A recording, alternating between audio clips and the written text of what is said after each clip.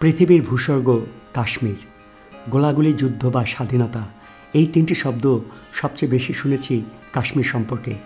আমার কাশ্মীর ভ্রমণে এই তিনটির কোনোটিই প্রত্যক্ষ করিনি, তবে অবাক হয়েছি কাশ্মীরের সৌন্দর্যে। পূরণ করেছি বহুদিনের ভিতরে পুষে থাকা কাশ্মীর ভ্রমণের স্বপ্ন।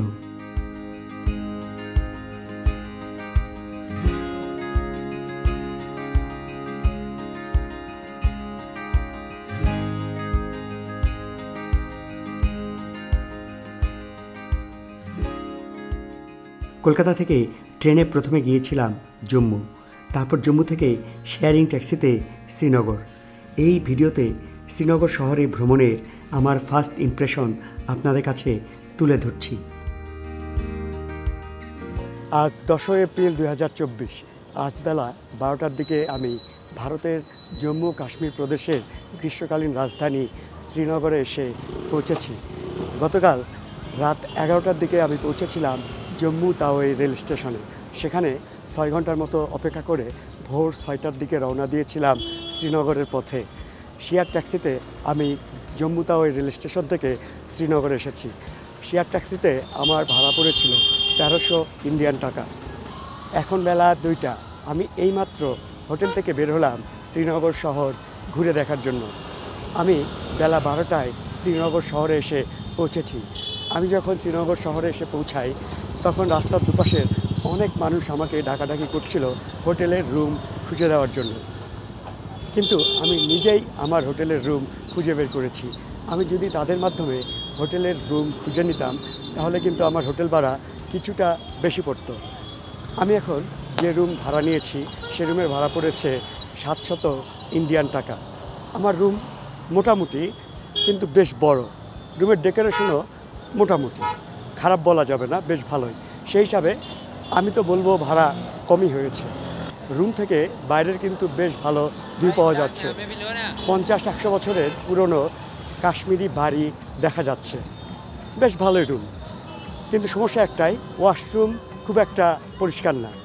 তাছাড়া সব কিছু বেশ ভালোই।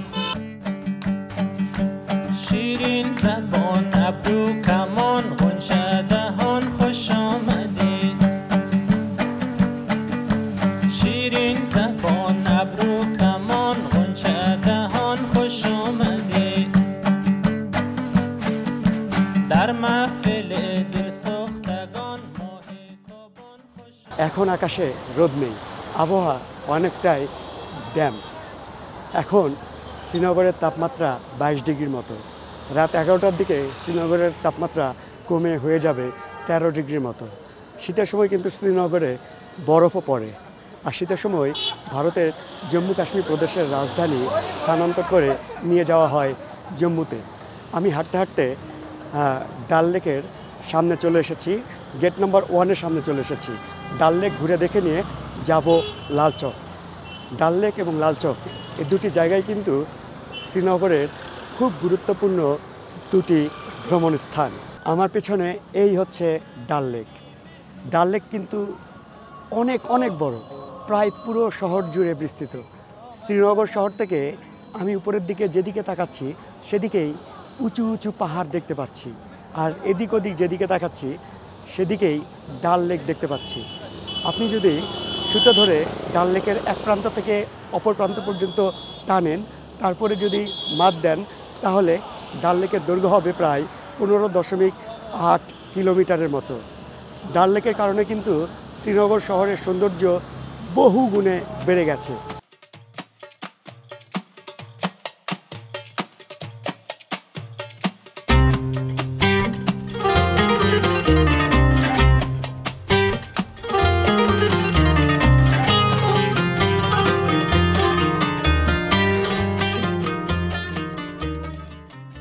বেশ ভালোই ঠান্ডা লাগছে, সোয়েটার পরে নিয়েছি।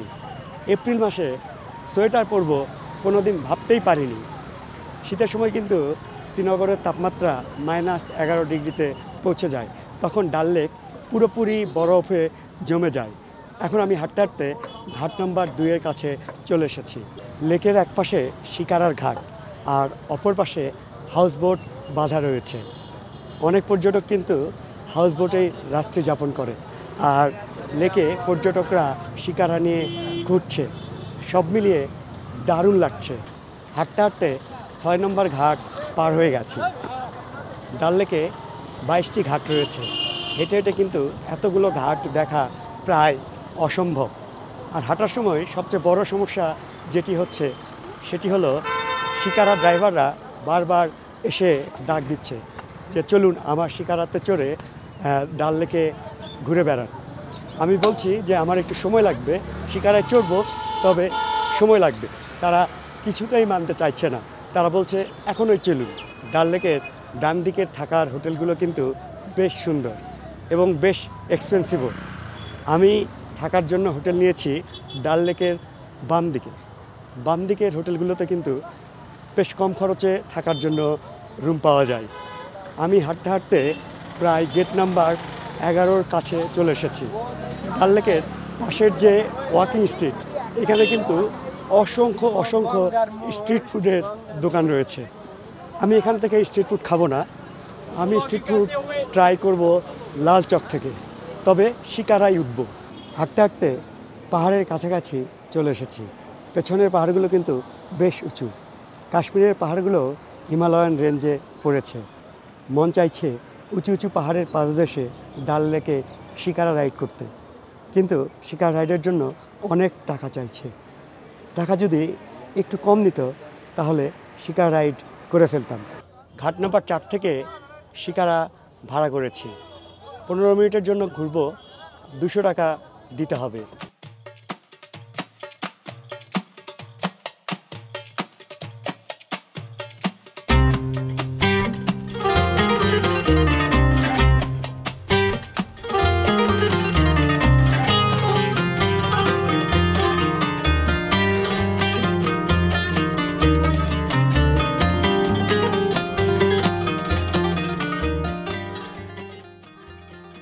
আজ ঈদের কারণে আজ প্রচুর কাশ্মীরি বাড়ি থেকে বের হয়েছে ঈদ পালনের জন্য।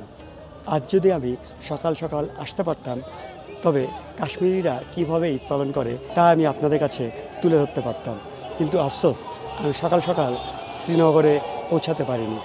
এজন্য আমি আপনাদের কাছে কাশ্মীরিরা কিভাবে ঈদ পালন করে তা তুলে ধরতে পারলাম না। আমি আরও কয়েকটি ঘাটে শিকারা রাইড করার জন্য শিকারা ড্রাইভারদের সাথে কথা বলেছিলাম, কিন্তু আমার কাছে কেউ 800 টাকা চেয়েছিল, আবার কেউ 1000 টাকা চেয়েছিল। পরে আমি 4 নম্বর ঘাটে 200 টাকা দিয়ে মাত্র 15 মিনিট শিকারা রাইড করলাম। ডাল লেকে শিকারা রাইডের অনুভূতি অর্জন তো করতে পারলাম, অল্প সময় হোক তাতে কি। এই অনুভূতি আমার সারা জীবন মনে থাকবে। আমি এখন যে লেকের উপর দিয়ে হেঁটে যাচ্ছি এই লেকটি হচ্ছে চিনার লেক। ডাল লেক থেকে লাল চকের দূরত্ব প্রায় 2 কিলোমিটারের মতো। আমি একটু দ্রুত হেঁটে যাচ্ছি কারণ সন্ধ্যা নেমে যাচ্ছে।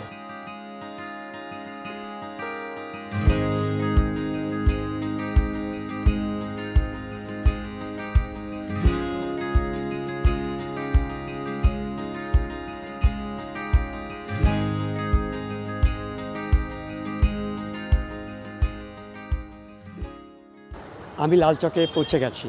1917 সালে রাশিয়ান সমাজবাদীরা রাশিয়ান রাজতন্ত্রের বিরুদ্ধে আন্দোলন গড়ে তোলে এবং রাশিয়ান রাজতন্ত্র ধ্বংস করে দেয়। পরবর্তীতে রাশিয়ায় সমাজতন্ত্র কায়েম করা হয়। সেই আন্দোলনই ছিল রাশিয়ান রেভলিউশন। সেই আন্দোলনে অনুপ্রাণিত হয়ে ভারতের বামপন্থীরা ভারতের কাশ্মীরের মহারাজা হরি সিংয়ের বিরুদ্ধে আন্দোলনে নেমে পড়েন এবং আন্দোলন করতে গিয়ে এই জায়গাতেই বামপন্থীরা বিভিন্ন ধরনের পলিটিক্যাল অ্যাক্টিভিটিস আয়োজন করতে থাকে। বামপন্থীদের লাল সেলাম থেকেই এই জায়গার নামকরণ করা হয় লাল চক। 1947-48 সালের ভারত পাকিস্তান যুদ্ধের পর ভারতের প্রথম প্রধানমন্ত্রী জওহরলাল নেহরু 1948 সালে কাশ্মীরে আসেন। কাশ্মীরের লাল চকে জওহরলাল নেহরু এক বিশাল জনসভায় বক্তব্য দেন। সেই জনসভায় অসংখ্য কাশ্মীরি অংশগ্রহণ করেছিল। ভারতের প্রথম প্রধানমন্ত্রী জওহরলাল নেহরু কাশ্মীরিদের কথা দেন তাদের গণভোটের ভিত্তিতে মতামতকে গুরুত্ব দেওয়া হবে। কাশ্মীরিরা চাইলে ভারতের পক্ষেও থাকতে পারে, পাকিস্তানের পক্ষেও যেতে পারে, অথবা স্বতন্ত্র থাকতে পারে। 1948 সালেই ভারতের প্রথম প্রধানমন্ত্রী জওহরলাল নেহেরু প্রথমবার লাল চকে ভারতের জাতীয় পতাকা উত্তোলন করেছিলেন।